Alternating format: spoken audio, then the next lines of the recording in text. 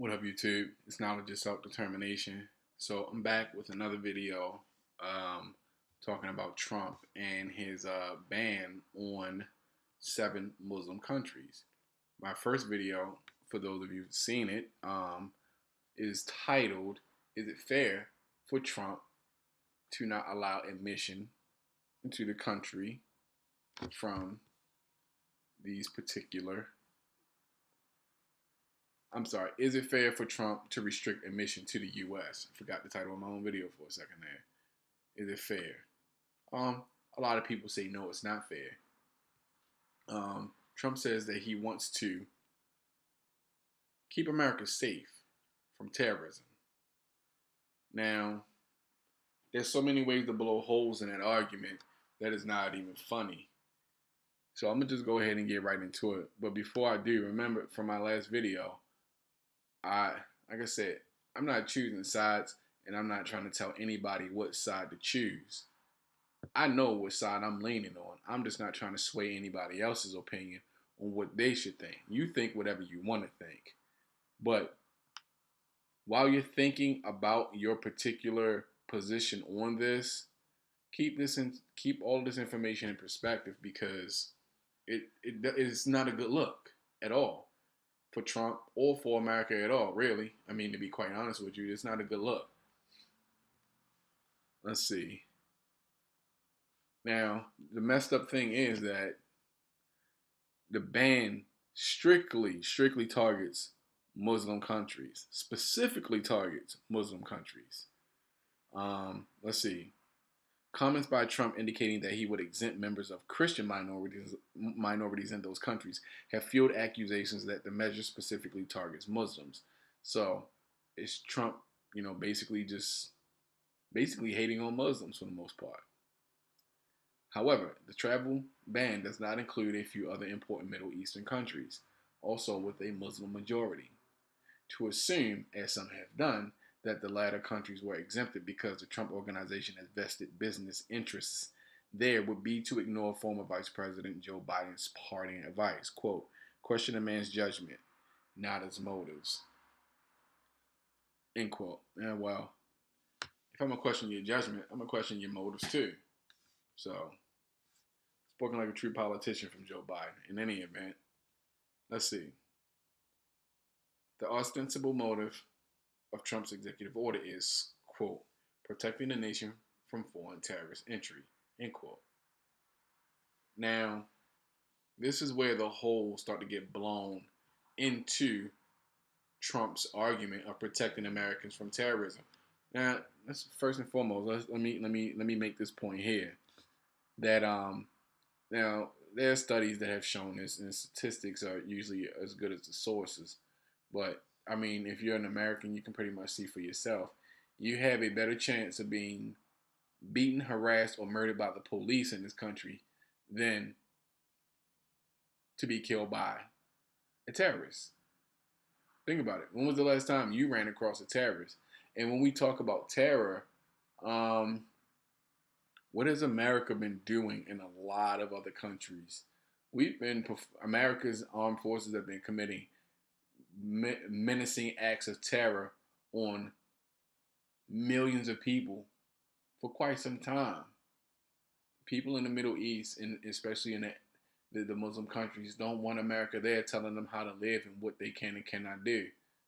The same thing that America will not allow from someone else. We go to other countries and do these things, and tell them how they should live, and say we're going to usher in democracy and this, that, and the third. But these people in Christianity and so on and so forth, these people are perfectly content with their lives, and they want us out, which is why a lot of those countries have restrictions on Americans in the first place. Like I said in my first video that I made on this topic, that I wasn't trying to sway other people's opinion. I didn't actually say those words, but I was basically holding my own opinion, keeping it to myself, as to probably not sway other people's opinion on this. But I'm going to go ahead and just give my opinion on this. This is crap. It's crap. Because we all know that the majority of Muslims are black and or brown people, first and foremost. 3 of the countries, Libya, Sudan, Somalia, are all on the continent of Africa. Yemen is very close. It's right across the Suez Canal.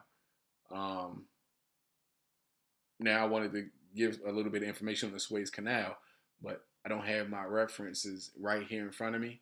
So as to not make a fool out of myself, I'm not going to say what I was going to say. But Yemen is right across. I mean, Yemen is so close to Africa that if you look at it from a topographical point of view, it looks like it's almost connected. Um, the other three countries, Syria, Iraq, and Iran, which are on the other side of Saudi Arabia. Now, it's very interesting because there's no ban on Saudi Arabia, and Saudi Arabia is a Muslim country.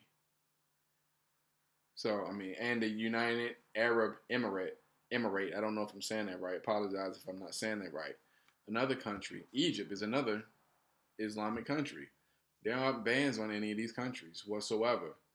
And these are countries that have spawned terrorists. There, there are Muslims in Turkey. There's no, there's no ban on Turkish immigrants. There are tons of Muslims in France. There's no ban on them either. Muslims from France. So make of that information what you will. But protecting Americans from foreign terrorists when we have things in our country like the Civil Forfeiture Act, which allows the police to basically come to you or your home and basically confiscate your property and basically accuse your property of committing a crime, which is kind of the genius of this whole thing, this whole law. They can they can basically, like, say if you had a dope whip, like you had an S class, you know what I'm saying, uh, and you driving down the street, you got your little rims on it or whatever, booming system, leathered out with the wood grain, all that stuff. Police see that, pull you over. I think you sell drugs in your car. We're gonna confiscate your car because I think your car is basically part of drug transactions, and they charge your car with the crime and confiscate it. They don't lock you up because they don't have anything on you, but they take your car. Or they take your money you have in your pocket. They take your home. They take your jewelry. Look this up. Civil forfeiture. I did a video on this in my part two in the Are the Police Out of Control series. It's part two of that. Are the Police Out of Control? That video was solely dedicated to that. That's terrorism. They are the new mafia, the police. They're the new mafia now. But in any event, I'm digressing too much. Let's get back to the whole Trump thing with this ban on these Muslim countries. Okay, so let's look at how many. Let's see. Now, again, protecting Americans from foreign terrorists, basically to try and prevent another 9/11 from happening. Basically, right, is what Trump is trying to do. Well, let's see how many terrorists or Muslims have actually killed people in America on American soil that were from those seven countries. Iraq, zero. Iran, zero. Syria, zero.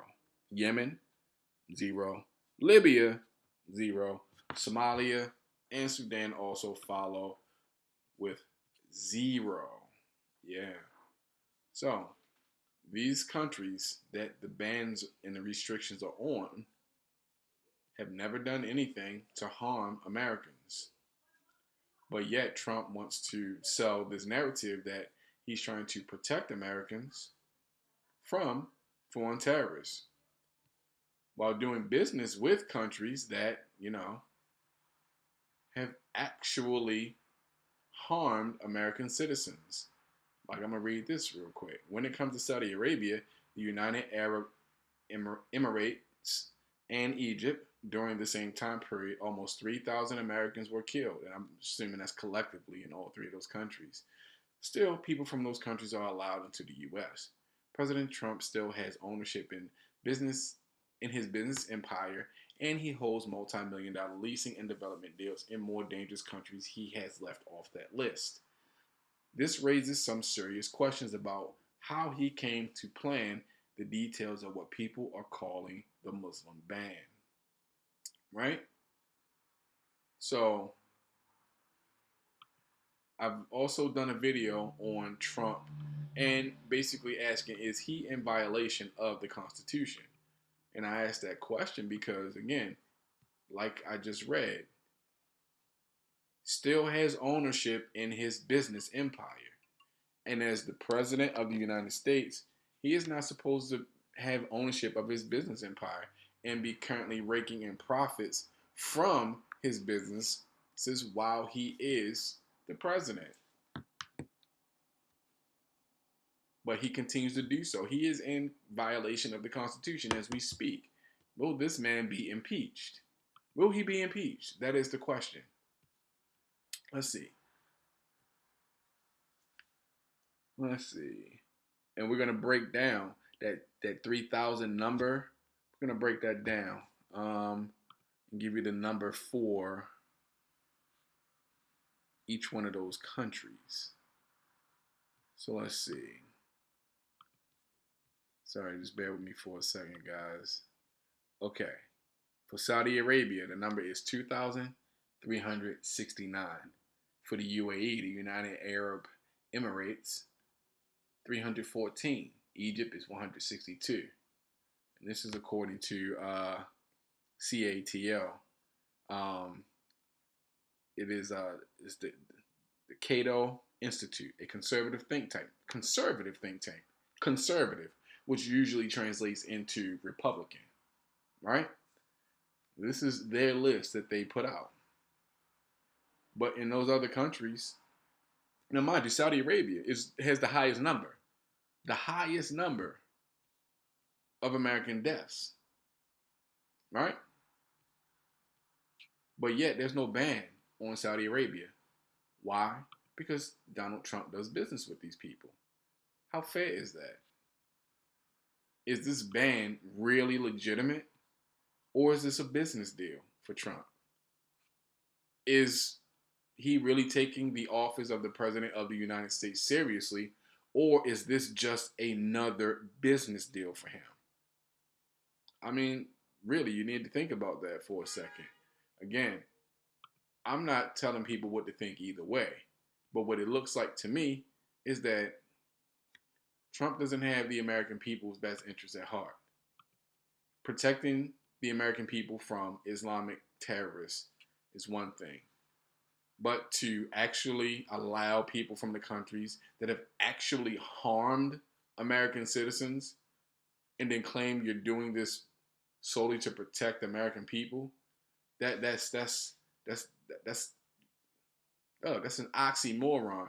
I'm trying to protect you from terrorists, but I'm going to ban Muslims from countries that never done any harm to America while allowing Muslims from countries that have done great harm to American citizens here. That's how I'm going to keep you safe. So this is how I'm going to keep you from killing yourself. I'm going to put a bullet in this gun, cock it back, and then I'm going to pull the trigger.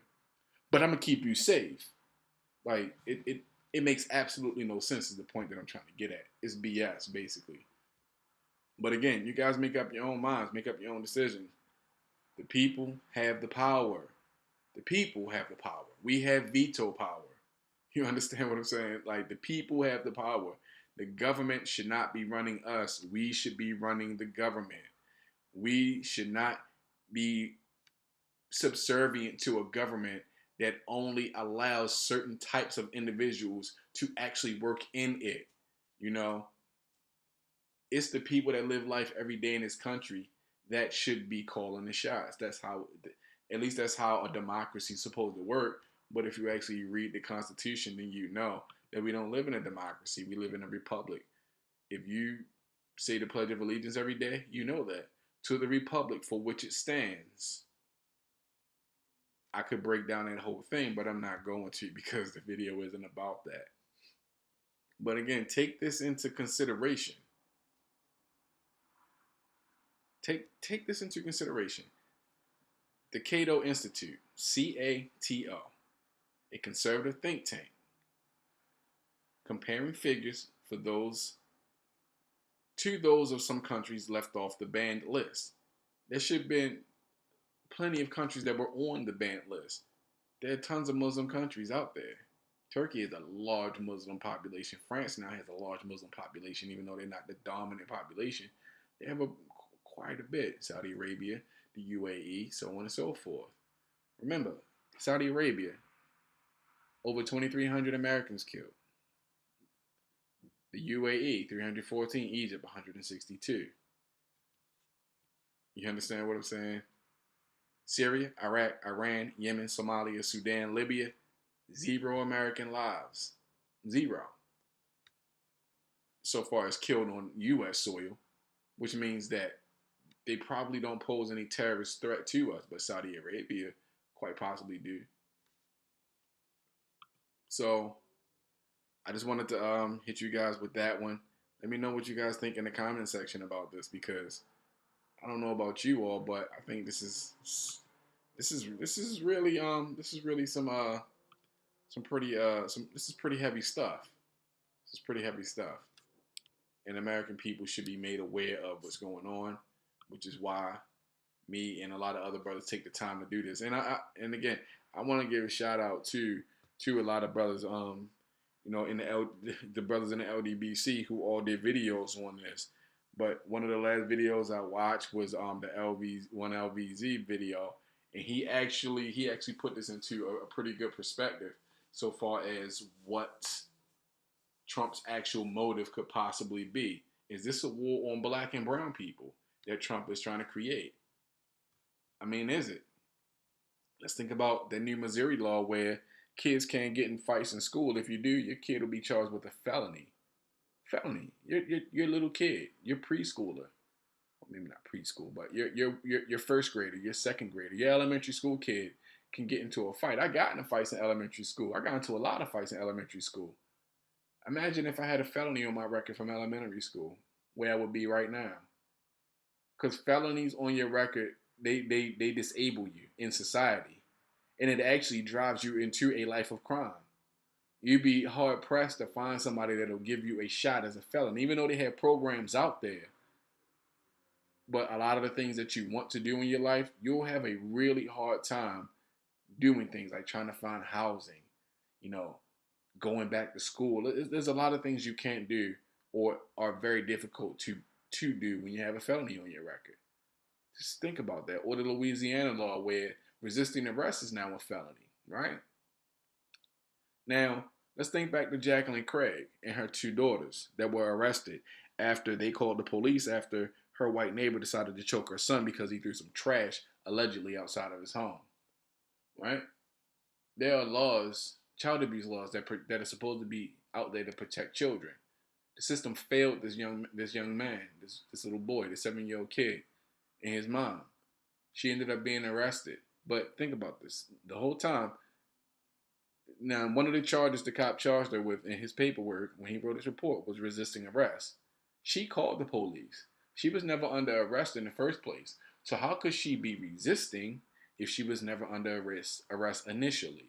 He decided to take this woman to the ground, who probably could have been old enough to be his mom. He decided to take this woman to the ground, a woman, mind you, to the ground, and tell her she's resisting arrest. One of her daughters, Bria Hyman, I think, was the one. He shoved her in the back of his police cruiser, and then he kicked her. He kicked her. How was that necessary? Charged them with resisting arrest when they called him in the first place. So now, if you get charged with resisting arrest, because cops have beat the crap out of you, and the whole time they'll tell you to stop resisting. But it's natural to put your arms up or your hands up over your face to keep your skull or your face from getting beaten. That's natural. Or to even grab the object or the person that's actually trying to hurt you. Those are reflexes. Those are survival instincts. Those are things that are built into us. So you don't want to get beaten, so you try to prevent the beating and you're resisting arrest. Getting the shit beat out of you is not the same thing as resisting arrest. You're resisting an ass whipping. You're not resisting arrest. And why is getting your ass kicked synonymous with, you know what I'm saying, with being arrested when it comes to black people and cops? I fail to understand. I fail to see the correlation between the two. But let's really think about this. Is there a war being waged on black people? And I'm going to end the video on this. I knew that there was something fishy going on when I watched it, when the whole news about what's happening in Chicago hit. Not the violence. Well, this is actually adjacent to the violence. The brother who made the video, I saw the video on YouTube. Brother made a video talking about how 2 times in his life he ran across chests that were dropped in the hoods of Chicago with nothing but guns and ammo in it. I mean, high tech, military grade stuff that you could not find in a gun store. You understand what I'm saying? Just dropped in the hood. 2 times in his life he experienced this. And he also went on to explain that there are no gun shops, no gun stores within the city of Chicago. There are no gun stores. I've never seen a black-owned gun store, to be honest with you. But how can a city that has no gun stores located within the city limits have such a problem with gun violence? How is that possible? If what this brother is saying is, that the only way, I mean, if what this brother is saying is true, then you have the answer to that question right there. Is there a conspiracy? Is there an ongoing conspiracy to make it illegal to be black and to keep us as slaves in this country? Is it an ongoing conspiracy? Some people would say no. Some people would even venture to say that you're paranoid or you're race baiting or whatever. But how the fuck are you race baiting? You know how many civil rights acts there were in this country? There were 2. I think the first one was, I could be wrong with this date, I think 1877. Completely ignored. 10 years after, about 12 years after emancipation and the 13th Amendment and everything, they still felt the need to actually put into place a Civil Rights Act because black people still weren't being, treated with respect. And that happened all the way up until 100 years later in 1965, where a second Disability Act was passed. And this one, I guess, stuck for the most part, But right after